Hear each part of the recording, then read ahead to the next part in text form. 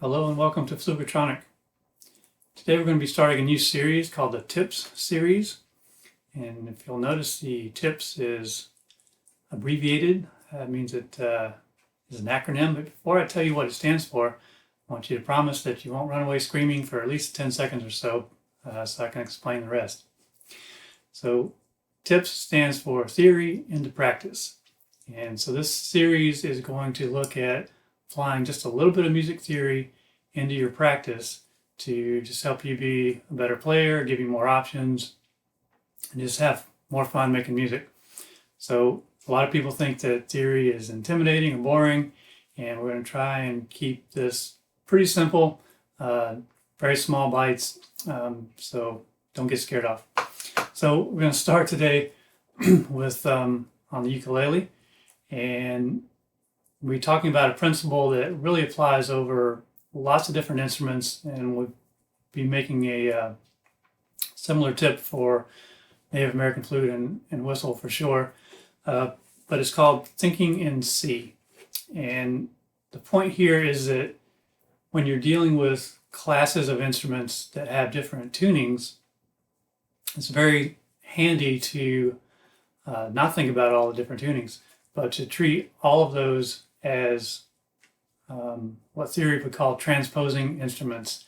And it's very simple to understand.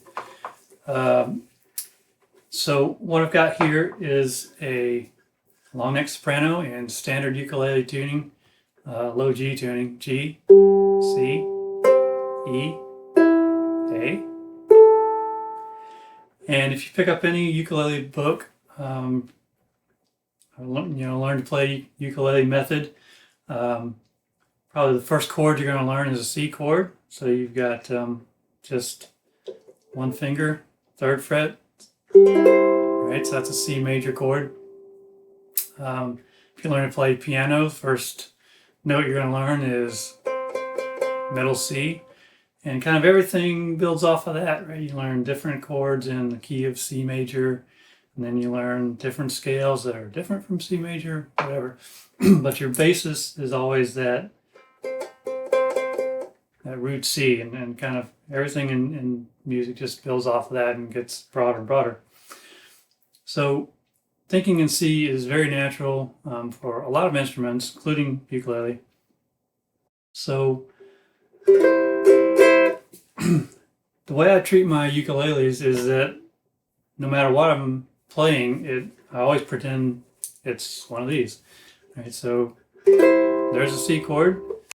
Now, I like different tunings, not alternate tunings, but just different, well, like this. So this is actually tuned 3 steps, 3 semitones lower than the soprano. So this is a tenor tuned to E, A, C sharp, F sharp.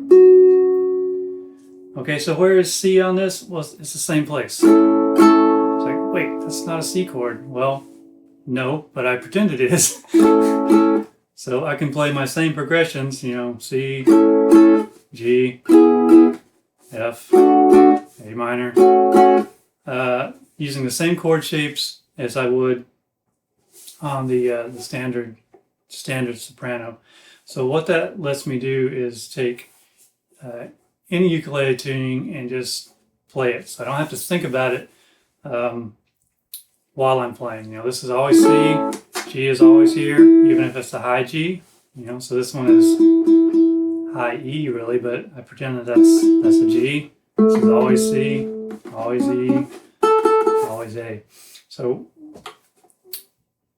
this really helps while you're playing to not have to think about the tuning, have to do mental gymnastics to do transpositions or whatnot.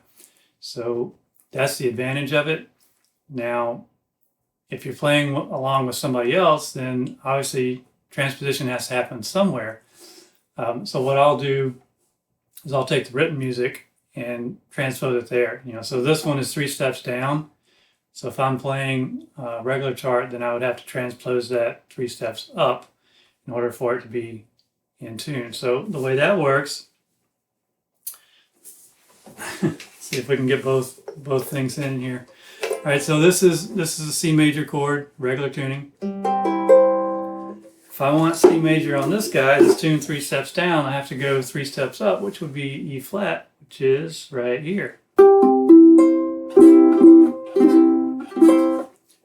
But if I was actually trying to play in concert C, then I would have my chart written out so that it was in E flat.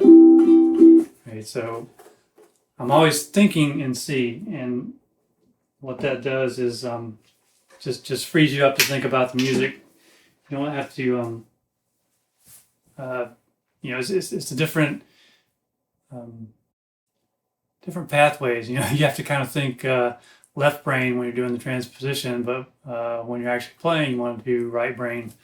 You know, all the creativity centers and that. So if you're trying to do both at the same time, it just kind of messes with you, and your right brain doesn't work quite as well. So let's think again. Why would you want to do this? There's a couple of reasons I do this, and one is a practical reason that I really like the lower tunings, or lower tensions, really.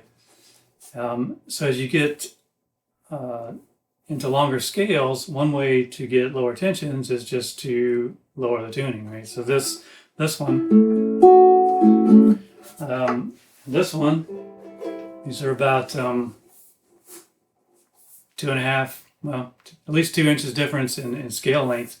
So if I tried to put the same strings on, these would be a lot tighter. And actually, these strings are intended to be high tension strings, but I backed them off. So that's one practical reason you would want to do that. And the other is just tonal variety. So, you know, ukuleles are fairly small. You can try a bunch of different tunings and have a bunch of them laying around, as you can see in the studio here.